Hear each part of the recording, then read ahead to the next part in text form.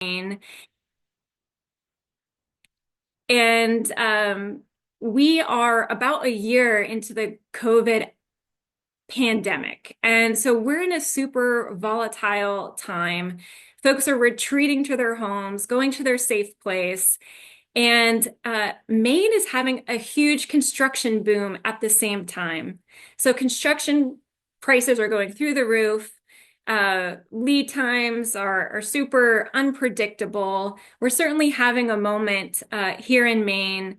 And I, like many, found myself retreating to this barn in Phippsburg, Maine, probably one of the most beautiful places in Phippsburg. The owners of this property have a general contracting company out in Phippsburg. And I certainly wasn't roughing it here. I was living in what was a painting studio. So all of this beautiful north light, well insulated, heated, had a bathroom. So I was in pretty good shape. But a large reason why I found myself here was because I had just experienced a pretty savage breakup. And that is probably an overshare for a room of people I do not know. But I think it's important to acknowledge because anytime we have adversity, whether that's an illness, a loss, a job change, um, we we have a moment for self-reflection because we're so reliant on ourselves to pull ourselves out of it. And that's precisely what was happening here. A moment to take a deep breath in a beautiful place and reflect. Ironically, at that time, I was also considering buying into a small share of the firm I had practiced in for 8 years. And I decided not to do that. And I'm a huge believer in finding your boss, not your job. And I had moved to Maine to work for my biggest mentor, Rob Witten at Witten Architects, and he was looking towards retirement. And so I decided that it was the time for me to go out on my own with his full support. So here I was, 2021, having practiced in Maine for 8 years, doing work that looked a lot like this. These are examples of homes that I designed during my 8 years of practice while at Witten Architects. Beautiful, thoughtful. You can see the consistent hand, very iconically Maine. This is what I think of when I think of custom residential architecture in our state. And love doing it and very proficient at this point in creating these homes. These are all different homes, but you can see the consistency. Um, just a few more examples. During my time in Maine, I like to think of it as a small fish in an even smaller pond. But I had a lot of opportunity to be published and recognized locally through my name as Jessie Carroll, obviously, and some regional recognition through the 540 Awards program. And so I was establishing a brand without even knowing it. And I realized I had some Google presence if you were to Google my name. So I just, on a whim, started this practice under my own name, and we were off and running in 2021. So we're going to dive into our first project. And what's so interesting to me in retrospect, looking back, is these two projects were at the forefront, the first two that we started with, and they were asking for distinctly different work than anything I had done prior. So a very interesting opportunity for this new practice. So I don't think a lot of people talk about how did you get the job? How did you get the work? And I want to just share the interview. And so this is a coffee shop in Portland, Maine. It doesn't get more hipster than this. My client, not a hipster at all, brought me here for an interview. And it's interesting to think about because I actually called him yesterday to get the scoop. Like, why did you choose to go with me as a newly formed practice? And what was so interesting about this time, which I already shared, is we're in a boom in Maine. And every firm that we would normally compete with, they have a 1 to 3 year backlog of work. Nobody's available. I mean, he didn't say that precisely, but I think that had a large amount to do with his decision making when I was available immediately.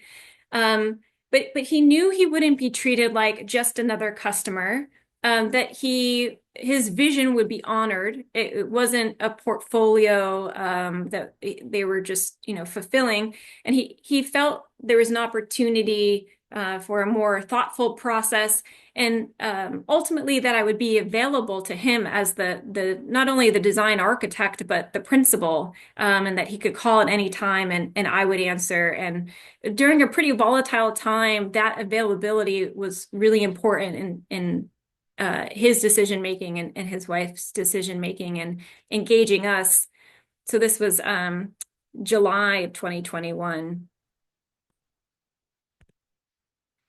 These are some images of the work that he shared.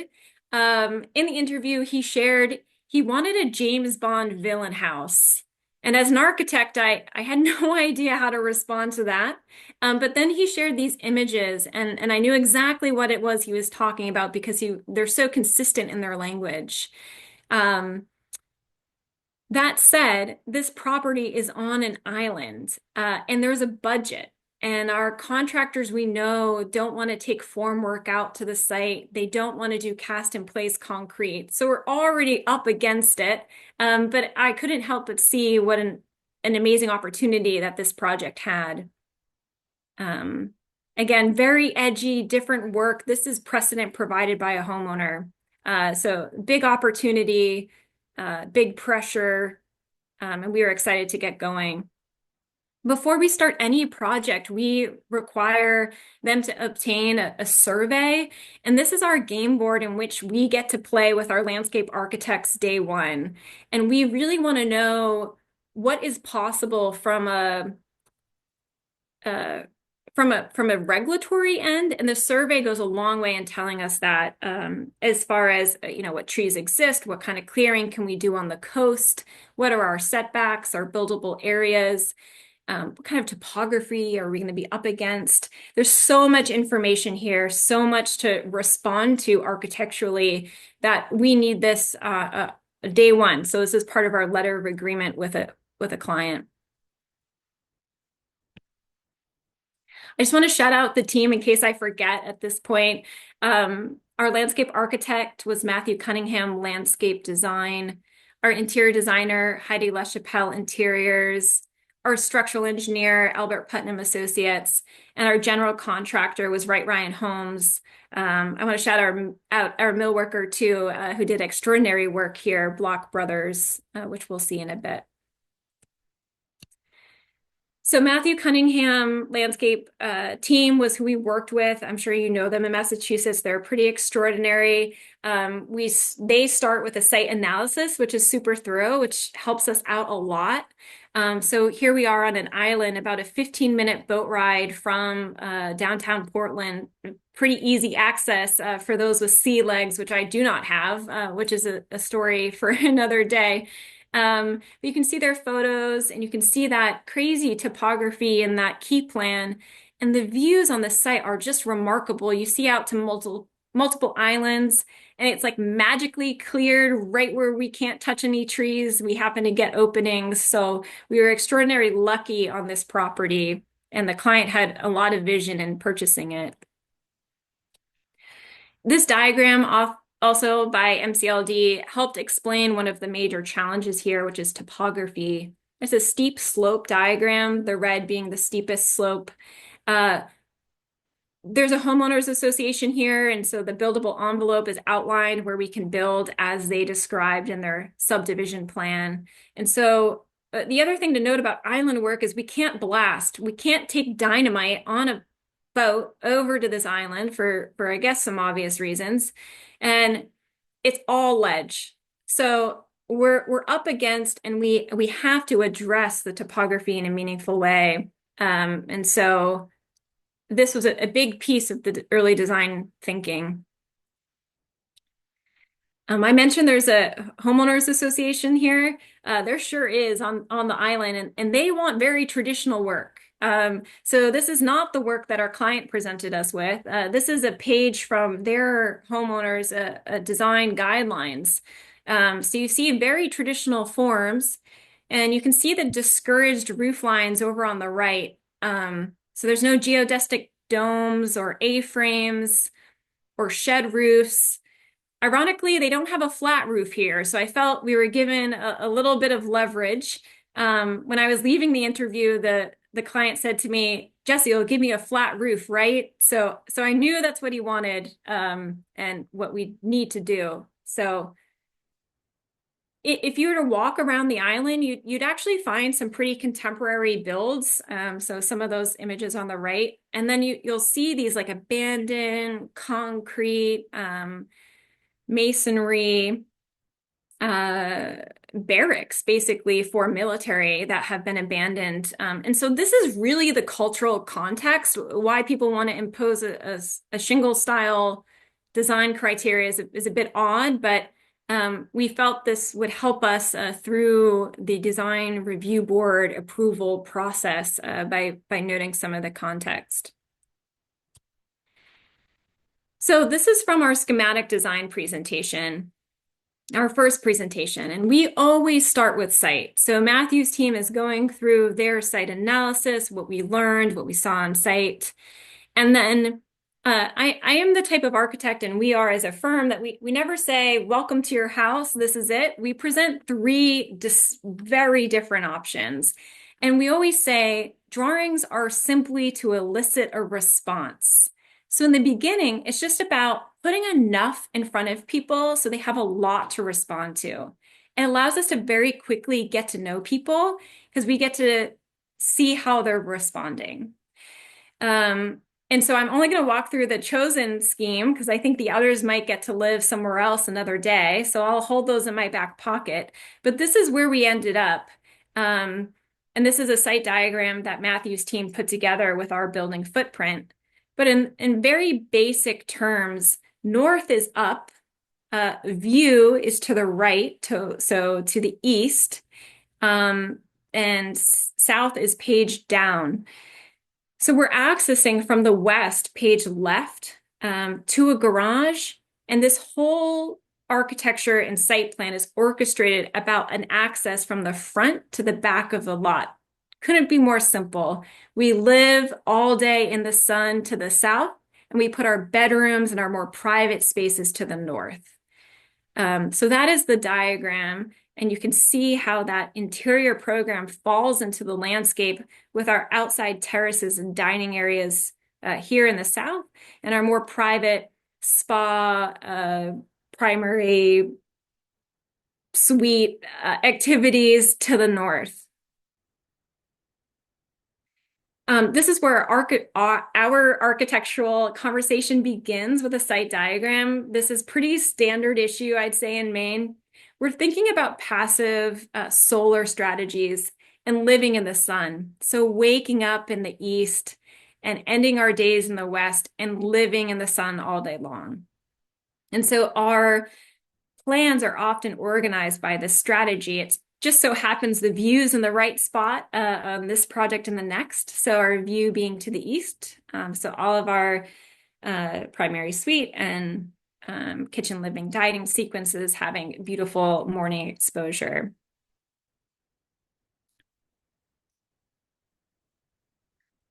So this is our schematic floor plan that gets presented at that first presentation. And we see things here like furniture and door swings, which might feel a little unusual to folks for a schematic presentation day one. But for us, we put a lot of work and time into this first schematic presentation. And we say to our clients, these are scaling devices. I want you to understand what a king size bed looks like in that bedroom. I want you to understand, is that a 2 or 3 couch living room? These are scaling devices. And we try to keep the conversation at 40,000 feet because the attitude is if the big moves architecturally don't work, the small ones never will. So I want to keep the conversation at 40,000 feet. Did we hit your program? Is it in the right spot? Does your entry sequence make sense? And begin the conversation that way. So simply, and I know there's a lot of architects watching, so I don't need to walk you through a floor plan, but the garage is facing the arrival sequence. This is the main, the upper level. So you come in Maine, always strong mudroom sequence, big closet, gear closets, big coat closets, bathrooms, and three bedrooms here. The central organization of the stair and down to the major space. So site is dropping away, our building staying high. This is a double height kitchen, living, dining space. Our primary suite and bathroom up top, and then a separate TV family hang space to give some coziness at the end of the day. And a big piece of this for our client was fireplaces big enough to walk into. So we have three fireplaces shown here, and they were a big design element. So this is part of our first presentation too, where we use these white dots to indicate precedent that our client has provided so that they know that we're listening to them and we are thinking about them while we are making all of these design decisions. And then we're bringing our own precedents to the table to help encourage the conversation and show what we're thinking about. So images like 10 and 15, about the stair. How could the stair feel a bit architectural as the organizational aspect of the home? Could we think about alternative materials beyond concrete, like an image two? And this idea of two separate sliding volumes shown in image 8 and 9 as the organizational pattern of the home. And then image 5 is one they provided, and we love this precedent too, just that double height volume space as being an exciting opportunity.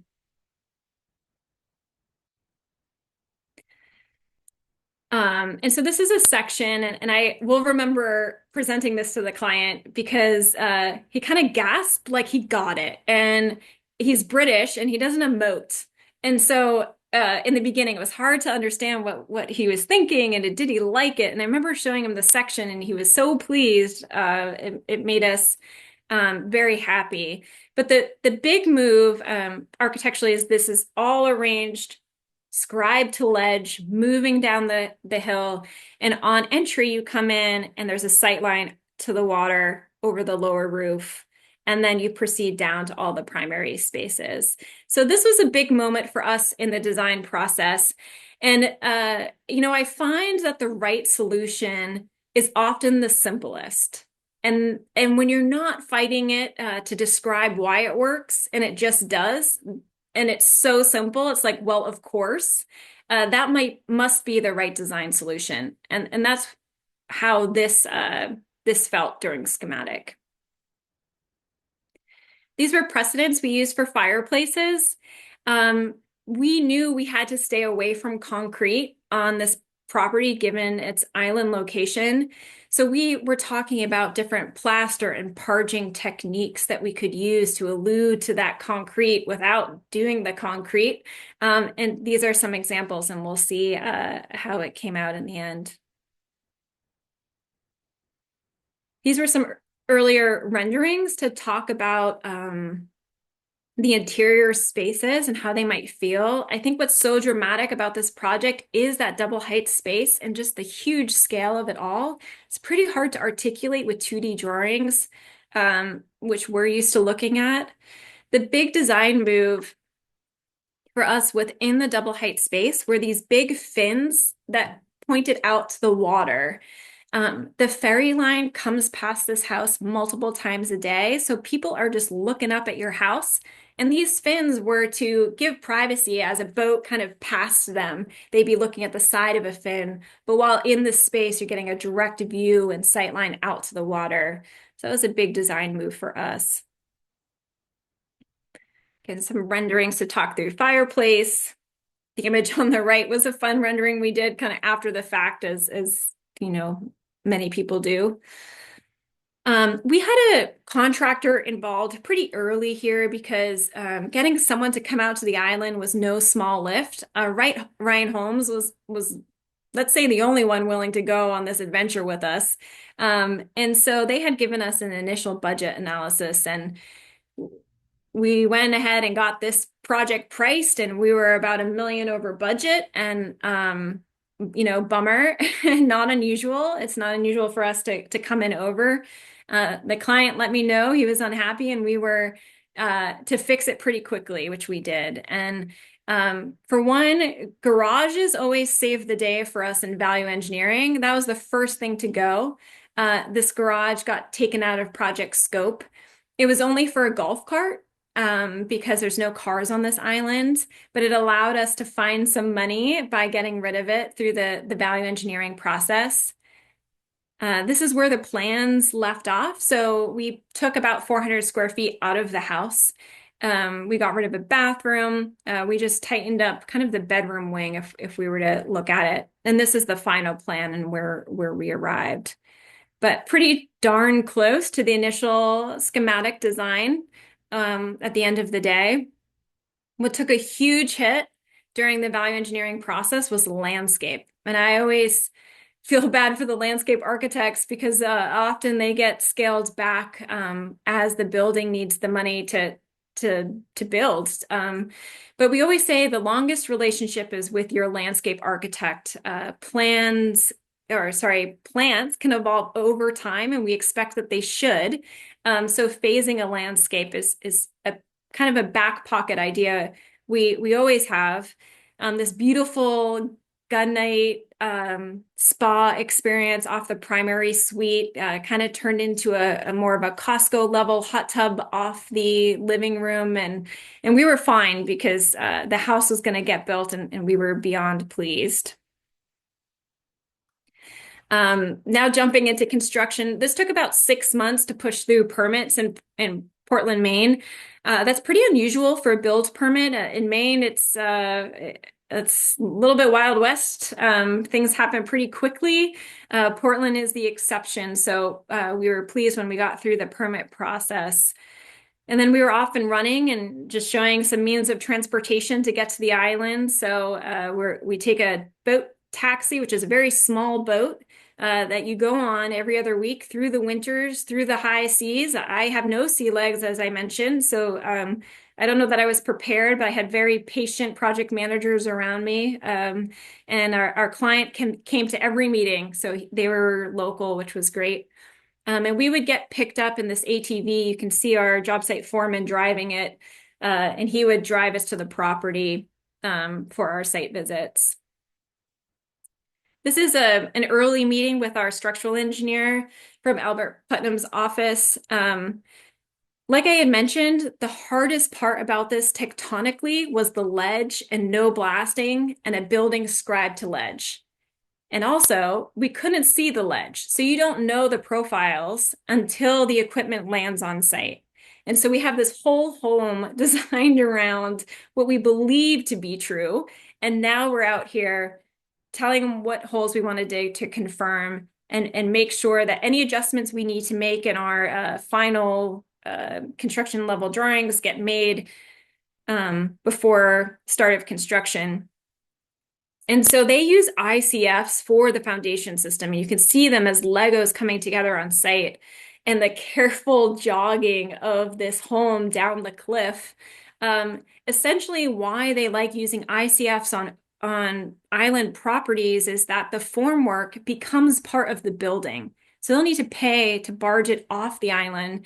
It's the insulation of the foundation system itself. So this is my first time using ICF. I don't know if I'll use it again, but it worked out here on the island.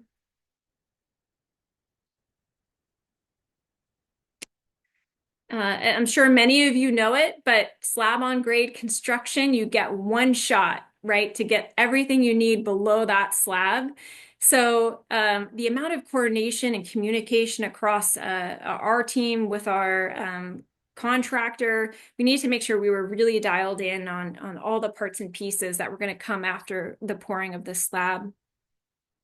Another thing I want to point out is that historically in those houses we looked at prior, we had spent years trying to get our finished floor so close to grade and coming up with really complex foundation profiles to do so. Here we're above grade facing the water, not insignificantly. And what that allows us to do visually is put us closer to the shoreline. You get to look over the land immediately in front of you and gets you closer visually to the ocean. I remember this day in construction because the client came in and gave me the biggest smile. So it was a huge day for him and for me. It was like, holy smokes, what are we doing? This is something else. And there's that fireplace taking place. I'm just looking at time here, so I'm going to move quickly. But this is the building being wrapped in insulation for a continuous thermal envelope. This is kind of new with new Maine codes. So we're just showing it here. It's a huge amount of labor and cost. Here's our very happy project manager and the fins taking shape outside. We had wanted to do these fins out of fully metal and metal sills, and we couldn't find a break long enough. So after a few months of research, we kind of gave up and we moved towards PVC with a special paint on it that doesn't thermally expand. But what it allowed us to do is get up to the 20 feet without a single seam visible. It did look tremendous ultimately, and it was a good solution brought to us by the builder. This is where I'm going to jump into finished photography. This is our only project in 3.5 years that has finally got finished photography, so I'm so excited to share. We wanted to shoot this as an edgy project that the James Bond villain house deserved. We wanted mood.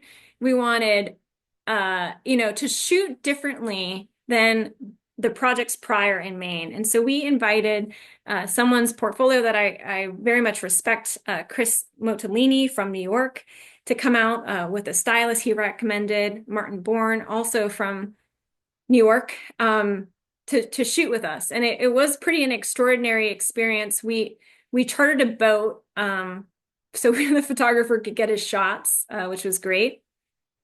And I'll just breeze through these because I'm sure you get it by now. Because the landscape got so heavily value engineered, a winter shot felt obvious to us. Here we are in that central stair. We used lime wash ultimately to get that textural concrete feel, but within our budget. So this worked out and I think shot really beautifully.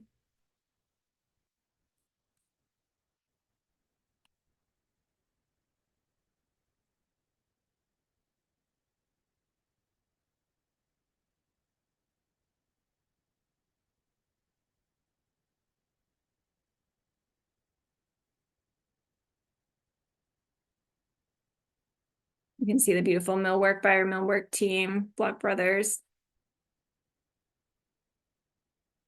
And there's our client who agreed to give us what am I trying to say? An image of himself. And, we just owe him the greatest depth of gratitude for giving us the opportunity because holy cow, what a house and what a journey with him. And here we are 3.5 years later and he's just moving in. So one heck of a ride. So we'll move quickly to case study 2. Here we are at the interview, an important moment. This is about 10 days later from the other interview. For record, I was hoping to sign up 2 jobs to start my new practice, and we ended up, I don't know, getting 6 out of the gate and just stacking work for the next few years, which was unbelievable. People willing to wait as well for that time in our calendar. This is an existing home that we had planned to tear down. So this was empty. The client had folding chairs used outside. We sat in these chairs and we had a conversation.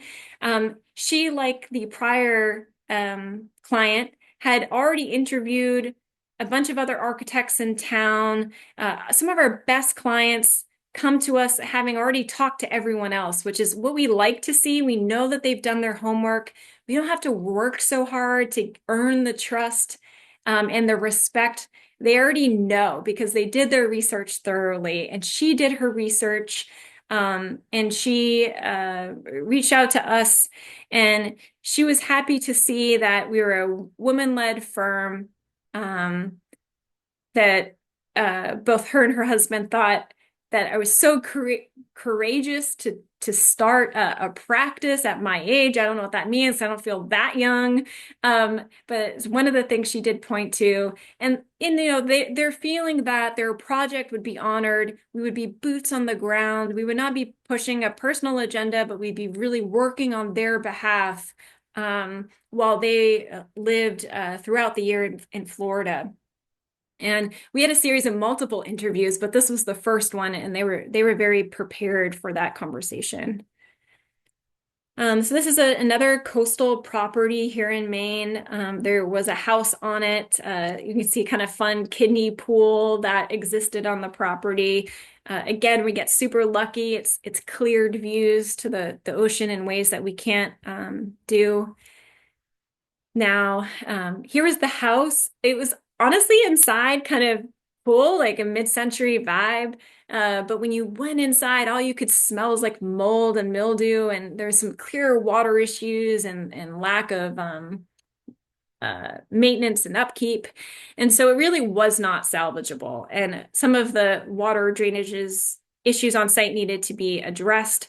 And so the plan was that we would start over. But one thing we noticed about the house was it was a split level. And when you got up just enough, the view just got even better and better. So that was one key takeaway in success of this house. The waterfront was a bit of a bummer. There was invasive species everywhere. A large portion of the water couldn't be seen with the invasive species issues. And you can see their pool fence, which is a little substandard for us. But I guess it does the job. So a lot to be improved here on the waterfront. Just to acknowledge the team again, Matthew Cunningham, Landscape Design, was our designer here as well. Heidi LaChapelle, Interiors, structural engineer Albert Putnam. General contractor here was Valley Builders. We work with them all the time. They're absolutely tremendous general contractor. Landscape installers, Sculptured Earth, and millwork by Block Brothers. It often falls on us as the architects to help build the team. And so there's often a lot of repeat players and folks that I've worked with for, the last 13 years here in Maine. And it's a pretty clean, well understood process. As you'll already see here, because you're going to feel a little bit of a repeat, but here's some site analysis of an existing home and property as it existed. And here's the zoning analysis that MCLD did to just show and have the client understand what it means to develop along the coast and some of the regulatory pieces we had to keep track of. So here's the site diagram. And in this case, north is page left. Our view is to the right, and that is south. And we have a flat lot. So after the house before, we were like thanking our lucky stars. We're not dealing with crazy topography. Our view is to the south. Our building can stretch from east to west in ways that we love doing. And for us, we came up with a pinwheel plan. And so the middle is glassy and beautiful, and it connects the front to the back of house in ways that the existing house did not. And then the program areas kind of circulate around this very glassy middle. That was the big idea. And Matthew's team here is talking about how do you access this from the north side and come into this pinwheel plan. Here's our site diagram. We don't need to talk about it again because we already did, but you get the process. So again, we're in the morning waking up with the sun and going into our kitchen and getting the coffee and living to the south all day long and ending our day to the west in our primary suite.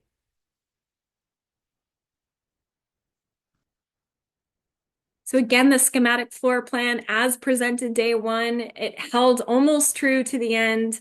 One thing to appreciate in the master plan is if you look towards the west, we had a whole guest house here, which when it came down to budgeting was just a little too much to stomach. So we needed to get those guest rooms back in the house in a way that the schematic floor plans did not house. So here's our glassy middle with our outdoor living off of it. A separate but adjacent kitchen, which I find a lot of people are asking for now. A great and generous mudroom entry sequence, a primary suite with work at home aspects, so an office tied there with beautiful views to the water. We had a side entry here from the guest house, but we didn't end up moving that. And then these bedrooms were double action for this family, which was a gym and a TV room. But we would need to outfit the guest suites there ultimately, but pretty close to the schematic design intent. And so these folks come to Maine every summer and are used to living here, and they are coming from Florida and they're a little afraid of the sun. They want to be outside, but in the shade. And they wanted something that felt a little edgier, and that's what they were looking for. And so these are images of kind of like a porch language or this big overhead roof system that comes out and protects lower large glass areas. These are largely what we brought to the table, although the white dots are precedent that they had brought to the table. So this was my first attempt at the massings of this very dynamic plan. I showed this to my window vendor and he said it looked like a McDonald's. So I very quickly took it off the table. We didn't need to explore it. But this is close to where we ended up. So this is a flat roof, which the neighborhood was very pleased about because they were very concerned within the HOA that we were going to go too high and block neighbors' views. So this is a one-story house. And then big porch, big overhangs as the organizational language architecturally facing the water. And in my head, it was more about these gables circulating around this very glassy middle.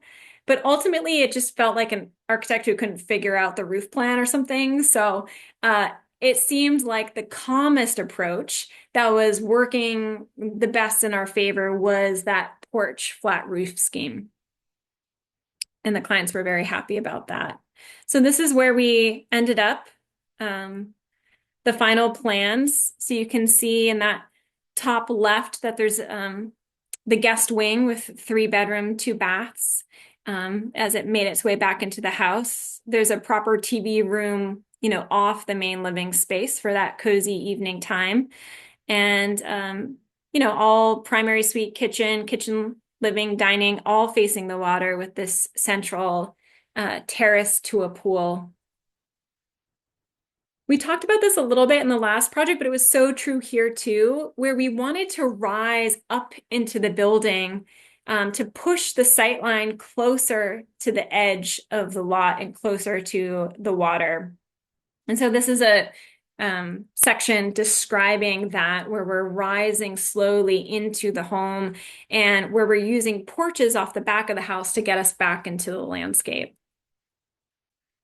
So this is a rendering that we did kind of after the fact. I think this was during construction for a magazine that wanted to see a rendering of what we were up to. So we got to spend a little extra time on this rendering that one of my previous employees worked on and did a beautiful job.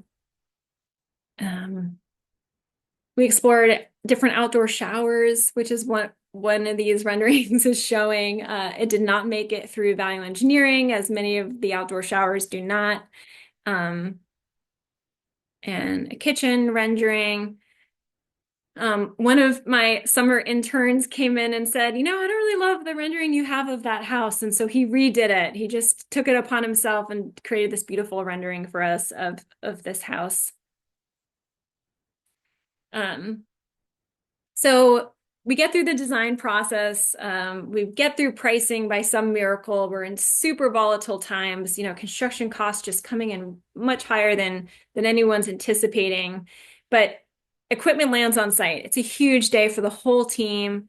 And we start, you see the trees coming down here.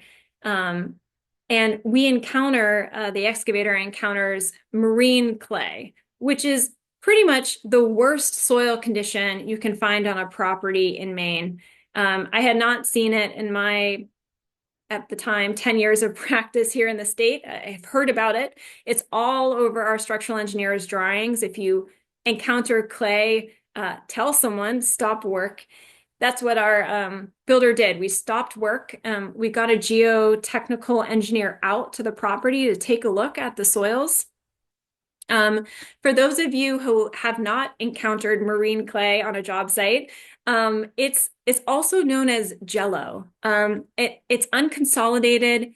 It has a risk of compressing as water is squeezed out of it. And so there's two methods that folks use to kind of deal with these not so great soil conditions. One, you can preload the site, which means piling a ton of dirt into the area in which you plan to build and allowing that to compress over several months, which we did not have to stop the project. Alternatively, which is what the approach we took, was to limit the amount of fill we were bringing onto the property to limit that load. And then prepare the soils. And so that meant a lot more crushed stone than we would typically, layers of geotechnical fabric to make sure that our crushed stone just doesn't smush into the clay. And so with our geotechnical engineer, we were able to remedy the soils to get up to the design load that the structural engineer had in place. And that took a little bit of work, but this is where you really rely on your team and the professionals at the table to get us through a moment like this one. We have other projects in this area now, and we just plan on preloading. So we just pile dirt, which I think is fairly common in maybe commercial work. But a very dynamic plan that we looked at earlier. The foundation had no shortage of corners. Here it is going in. Of course, we were all just so pleased to see this thing in the ground. Unlike the last project, which had no steel, this project, we did have steel because we have big glass openings out to the water. This is the first floor system. You can see the views are like tremendous. And we're framing all through the winter, which, bless our framers, they're just used to it. This is where I shout out our framers. So this is Valley Builders, incredible general contractors. They use a lot of repeat frame crews. This is Rob and Neil, a two-man team that builds the whole house essentially from foundation to roof, all the framing, all the siding, exterior insulation, windows, etc. It's remarkable to watch these two work. They hardly talk to each other, and it's like a dance between the two of them, and it's pretty remarkable to watch how special that is. They like to tell me how heavy the door systems are, so it's a lot for a few people. This is a pivot door that we use during construction. I'd say a lesson learned here.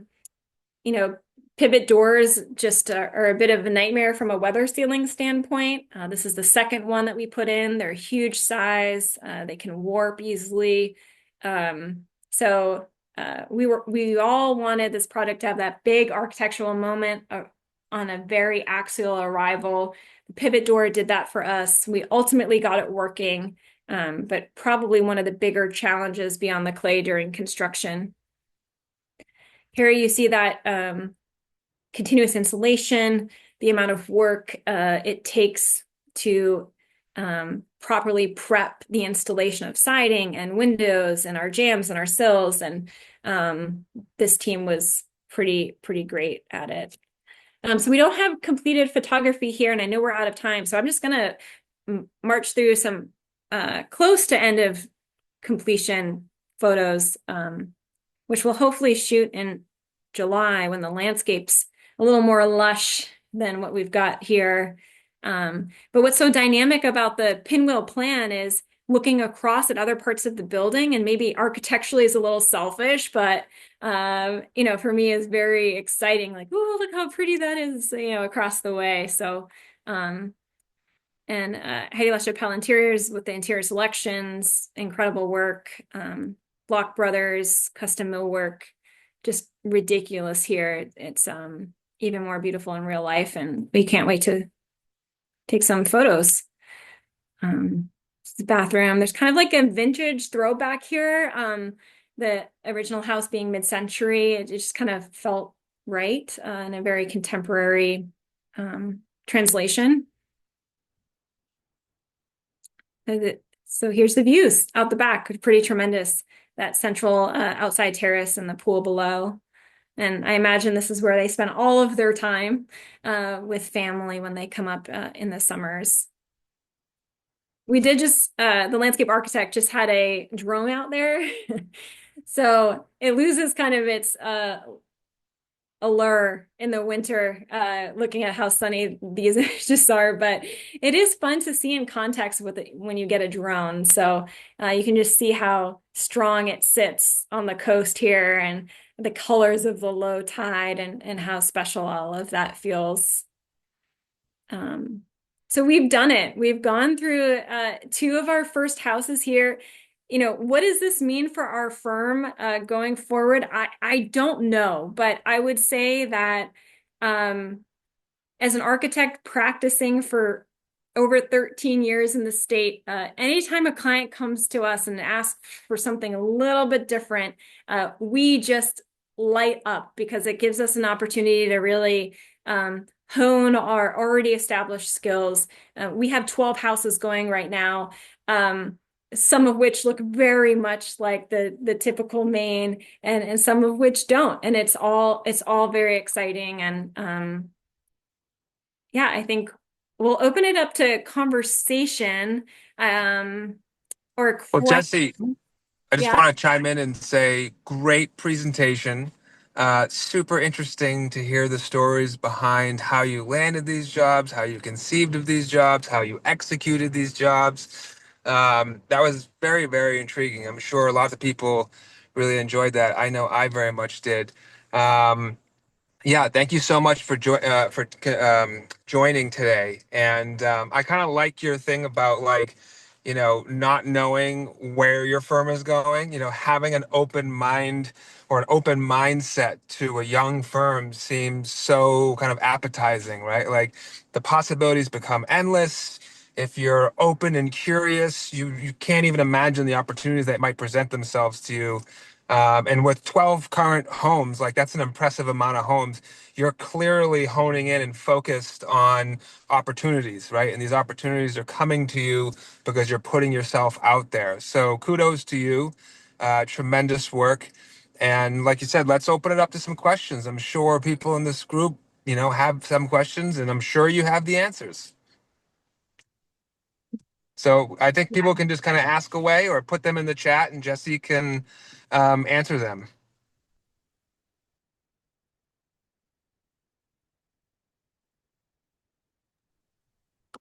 No questions? Well, I will I'll ask you also, a question. I can clarify. So we've designed 12 homes since JCA started, so they're not all active, in case any of our clients are listening. Uh, Of it's always the balance of how much current work do you have going. And I would course. say our biggest challenge in Maine has been hiring and building a practice. Mm, I mean, right. there's no shortage of knock on wood, incredible opportunity for residential work and for our team in Maine. And it's just about keeping up and how do we remain available to our clients in the same way and attentive. And you really need a support system of staff and colleagues, and you can see how the work and the renderings just improve and improve throughout that little presentation. And that's all my colleagues and employees. And I think that as a business has been the most challenging aspect of Interesting.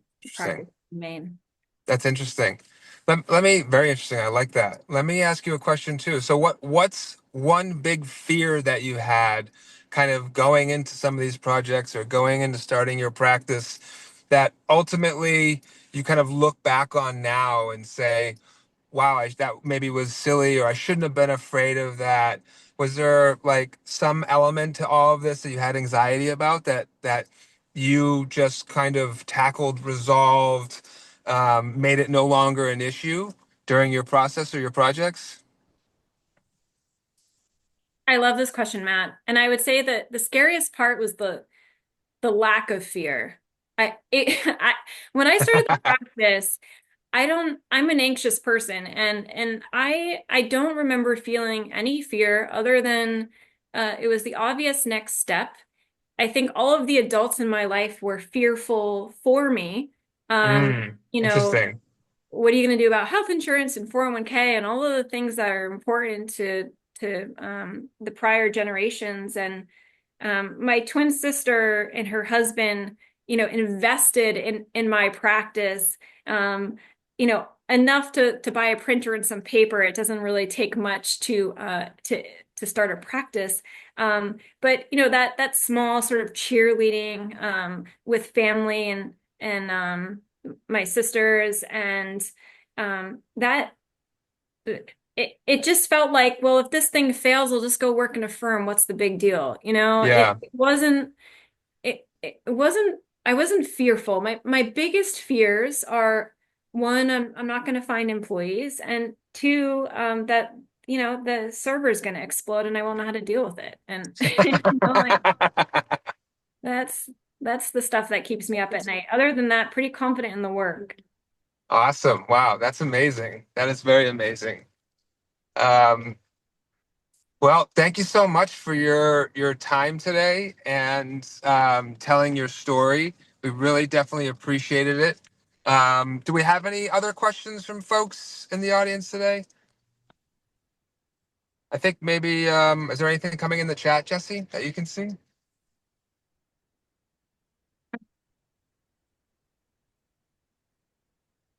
I had a quick Yes. question. Are you looking for non-residential work as well, or are you concentrating just on residential? A good question. Yeah, great question. So, only residential.